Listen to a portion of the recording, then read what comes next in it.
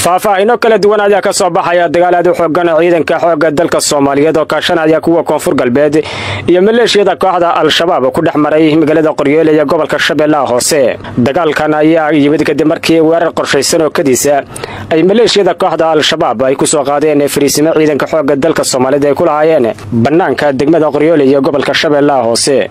waxaana dagaalkan oo saacado badan socday la isku adeegsaday hubad culus kaasoo dhawaaqisa laga maqlayay deegaanada u dhow magaalada Qoryoole ee gobolka Shabeellaha Hoose. wararka waxa intaas ay ku darayaan in dagaalkaasi uu ka dhashay khasaare isugu jira dhimasho iyo dhaawac, waxaana ilaa xad la xaqiijiyay in dagaalkaasi ay ku dhinteen laba askari oo ka tirsan ciidanka xoogga dalka Soomaaliyeed. waxaa sidoo kale dagaalkaasi lagu laayay maleeshiyad far badan oo ka tirsan kooxda Al-Shabaab kuwaas oo weerar kadisa ku soo qaaday fariisimo ciidanka xoogga dalka Soomaaliyeed ay ku lahaayeen banaanka degmada Qoryoole ee gobolka Shabeellaha Hoose.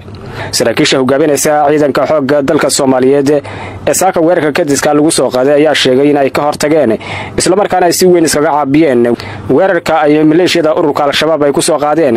waxa ay sidoo kale sheegeen in dagaalkaas ay ku dileen tobanaan ka mid ah maleeshiyada kooxda Al-Shabaab ee weerarka kadiska ku soo qaaday. waxa ay sidoo kale saraakiishu intaas ay ku dareen in ay goor bilaabi doonaan howlgal ka dhinaca maleeshiyada kooxda Al-Shabaab isla markaana ay ka bilaabi doonaan deegaano badan oo ka tirsan gobolka Shabeellaha Hoose halkaas oo ay ku dhumaaleystaan maleeshiyada kooxda Al-Shabaab.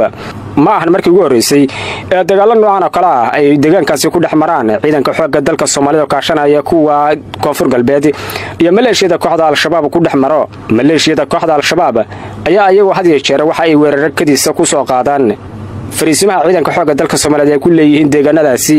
ururka Al-Shabaab ilaa haatan kama aysan hadlin dagaalkan ka dhacay magaalada Qoryoole ee gobolka Shabeellaha Hoose.